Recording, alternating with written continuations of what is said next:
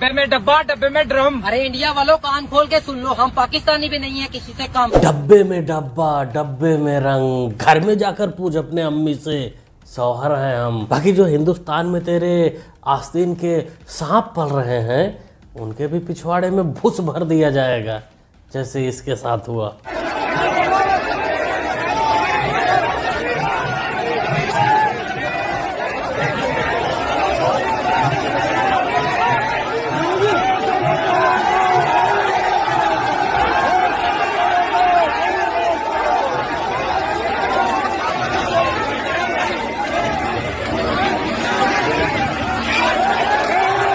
मुजफ्फरनगर में एक मंच पर किसानों को भड़काने वाला राकेश टिकैत को लोगों ने कूट दिया। देखो, यहाँ कोई ऐसा बात नहीं था कि किसानों की मांगे नहीं पूरी हो रही थी उसके लिए कूटा गया। पाक प्रेम की वजह से, इसके वजह से हम उसके पक्ष में नहीं। पानी हम किसान हैं, अगर वहाँ का किसान तो कहीं का भी हो, पूरे भारत का किसान हो, पर प्रभावित हो उस पर ये नहीं। जो पानी का तो वो नहीं, उसका नहीं हमने सही मानते।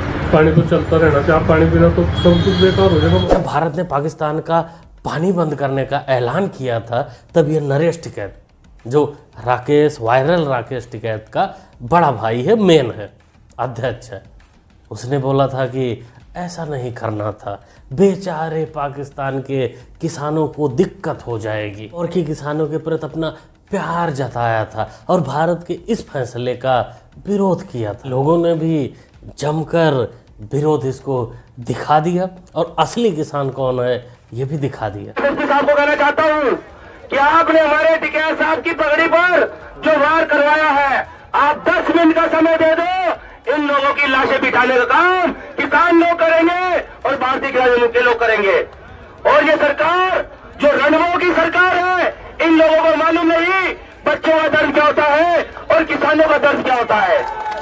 साथियों, आप मेरे साथ हाथ खड़े होकर कह दो, अगर टिकैत साहब का जब आदेश होगा, इन लोगों को करने का हम खुद करेंगे। ओवैसी 15 मिनट मांगता है, ये 10 मिनट मांग रहा है लाशें बिछाने के लिए। भारत सरकार की जो चुनौती है वो सिर्फ आतंकवाद नहीं है, उसके सामने चुनौती है टिकैत जैसे लोग भी हैं जो घर में हैं, इनसे भी निपटना जरूरी है। ये भी एक कड़ी चुनौती देते हैं जैसे आतंकी देते हैं। तो ये मामला तो ऐसे उत्तर प्रदेश का है, तो मैं योगी बाबा से रिक्वेस्ट करना चाहूँगा कि भूसा, डंडा, पैना जो भी होता है लेकर एक बार स्वागत इसका किया जाए। पहले जैसे मिमिया रहा था, ज़रूरत है एक बार और, क्योंकि ऐसे फर्जी लोगों पर कार्रवाई नहीं हुई तो ये लोगों को बहकाएंगे और कुछ भी करेंगे देश में। वीडियो में दिखा रहे हैं तीर मार के आती है, आतंकवादी हैं, उपद्रवी हैं, खालिस्तान के ड्रेस पहने। किसी बच्चे की वो शर्ट है, ठीक है जी, वो चलो टी शर्ट, बच्चे की एक टी शर्ट है, उस टी शर्ट पे किसी का फोटो है, फोटो भिंडरा वाले का। कुछ लोग उसको संत मानते हैं और सरकार की नजरों में उसको आतंकवादी मानते हैं। कुछ लोग उसको संत मानते हैं और सरकार की नजरों में उसको आतंकवादी मानते हैं। आप इस बयान से अनुमान लगा सकते हो कि टिकैत किस प्रकार का किसान है। भिंडर वाला इसके लिए संत है, जैसे ओवैसी के लिए और लोगों के लिए हाफिज सईद एक संत है, वैसे भिंडर वाला भी इसके लिए संत है। लोगों का विरोध का सामना इसको क्यों नहीं करना पड़ेगा, लोग गुस्सा क्यों नहीं होंगे, क्योंकि बाकी लोग तो ऐसे किसान, इन दोनों भाइयों जैसे किसान तो है नहीं, वो ऐसे किसान हैं जो खेत में काम करते हैं, रोड पे नहीं। मैंने निकाला। क्यों झंडा निकाला आपने? मेरी मर्जी, इसलिए निकाला। क्यों मर्जी बोले तो? वो कौन सा झंडा मालूम है क्या? तुम्हारा झंडा पैर के नीचे डालेगा तो हमारी झंडा है ना। तुम्हारा झंडा है, लेकिन तुम इधर भारतीय है ना। करेंगे क्या तुम्हारा?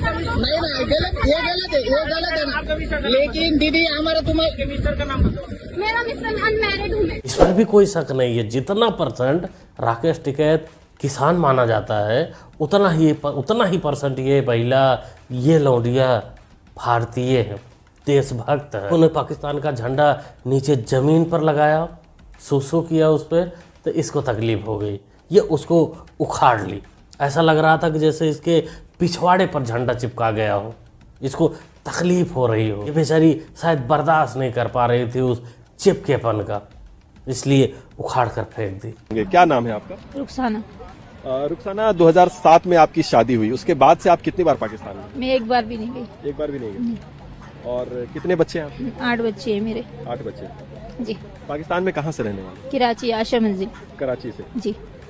आज अब सरकार का आदेश है कि आपको जाना पड़ेगा, तो कैसे आपने सोचा है, क्या सोचा? हम नहीं जाएंगे अपने बच्चों को छोड़ के। हमारे छोटे छोटे बच्चे, हम जाएंगे ही नहीं। जाओ, क्या हमें जेल काटना पड़े, कुछ भी हम जाएंगे नहीं। ना ना ना ना, रुखसाना नहीं जाएगी पाकिस्तान। रुखसाना इतनी बेवकूफ़ थोड़ी है। अरे उसे पता है सब कुछ कि पाकिस्तान में चलो 8, 10, 20 बच्चे भाइयों की मदद से पैदा तो कर सकती है, खिलाएगी क्या? भोजन तो वहाँ फ्री में सरकार नहीं देती ना, इसीलिए ये यहीं रहेगी, यहीं पैदा करेगी और फ्री वाला खाएगी। बाकी 10-20 बच्चे जो जब धीरे धीरे बड़े होंगे तो वो तो अपने काम पे लग ही जाएंगे। कोई पत्थर मार रहा होगा, कोई कश्मीर में जाके कुछ और कर रहा होगा, ये दलालों की मदद से धरना पर कहीं बैठी रही होंगी। मतलब सब कुछ जुगाड़ सेट है।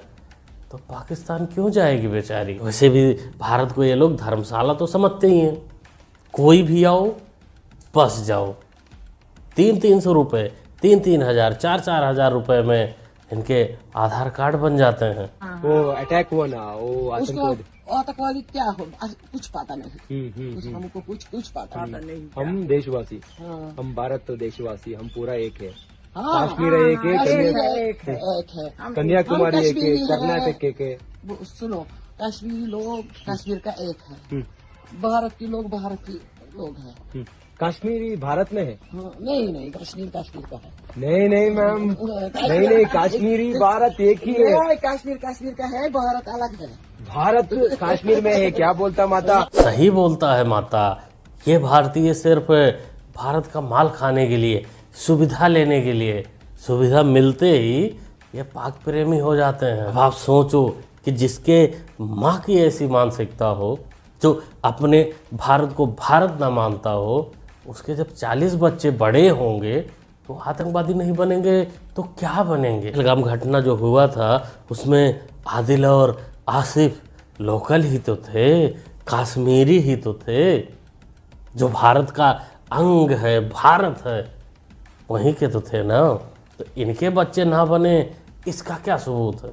सरकार को सबसे पहले इनकी जांच करानी चाहिए कि कौन हिंदुस्तान के साथ है, कौन हिंदुस्तान को अपना माँ मानता है या हिंदुस्तान को मानता है, कौन पाकिस्तान को।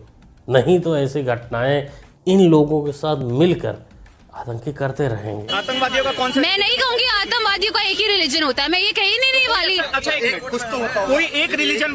देखो, मैं आपको 10 गिना दूंगा जो मुस्लिम होती है, ठीक है? 10 ऐसा आतंकवादी संगठन, लश्कर ए तैयबा, जैश ए मोहम्मद, अलकायदा, उसके बाद द रेजिस्टेंट फ्रंट हो गया, फिर तालिबान हो गया, आईसिस हो गया, बोको हराम हो गया, इतने सारे मैंने गिना दिए।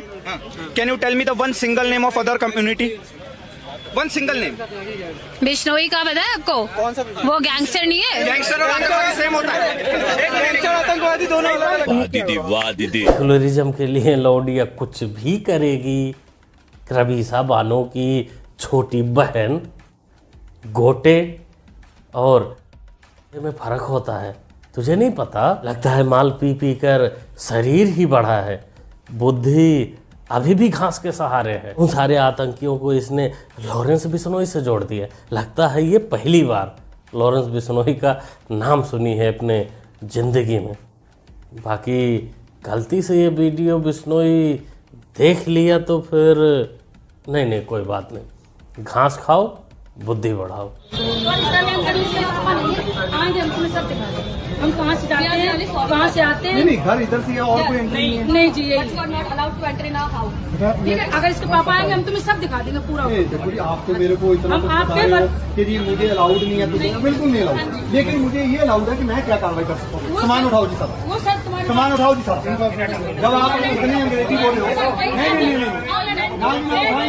हम अपने आपने कहा ना घर में एंट्री। सारा खेल यहाँ अंग्रेजी ने गड़बड़ किया है।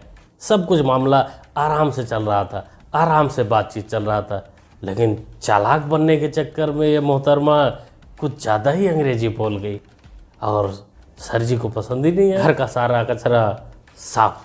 दोस्तों, इनका वीडियो आप लोग अभी के दिनों में काफ़ी ज़्यादा चर्चाओं में है। आप लोग कहीं ना कहीं ब्राउज किए ही होंगे, देखे ही होंगे। आरएस बात, जो गुरुग्राम के इलाके को पूरा एकदम साफ करने का कसम खा लिया है। ये जहां पहुंचते हैं कचरा साफ हो जाता है। करेंगे हमने जातिगत जनगणना कहाँ से करा दी? तू 50 साल करा दे तो तुम्हारा तो राज था, क्यों नहीं कराई घोषणा जातिगत जनगणना की? अब फिर हमने उठाया, तुमने उठाया तो मैंने भी उठाया, तुमने 4 बार उठाया, मैंने 12 बार मैंने कराई। ये मैंने कराई भाई, मेरे दबाव में की मोदी ने की कि नहीं की बताओ? राहुल से ज्यादा मैं बोलता हूँ लोकसभा के अंदर। हाँ ठीक है, पार्टी का समय उनका मिल जाए, आधा घंटा ज्यादा बोल देते हैं भाषण, लेकिन मैं रोज बोलता हूँ, वो रोज नहीं बोलते। हमने कराई, इसने कराई, उसने कराई, पप्पू ने कराई। पप्पू अलग ही मजे ले रहा है कि हमने कराई, हमने चैलेंज किया था। लेकिन हम जो कह रहे हैं कि कुछ दिनों बाद देखना यही लोग जातिगत जनगणना का विरोध करते हुए नजर आएंगे। जातिगत जनगणना के लिए कागज तो दिखाना ही पड़ेगा ना, जैसे एनआरसी में दिखाना पड़ता। मोटा भाई लंबा जाल बिछाया है जिसमें तुम लोग बाल भी नहीं बचोगे। सबका कागज दिखाना ही पड़ेगा, सबको दिखाना पड़ेगा। क्या सोचते हो दोस्तों आप लोग? हमें लगता है कि ये कोई अच्छा जाल बिछाया गया है। लोगों की जान पहचान, जाति तो खैर नहीं होनी चाहिए थी, लेकिन जो भी हो उसके सहारे जातिगत भी जनगणना हो जाएगी, ठीक ही है। लेकिन साथ में पता भी चलेगा कि कागज किसके किसके पास है। क्या बोलते हैं आप लोग?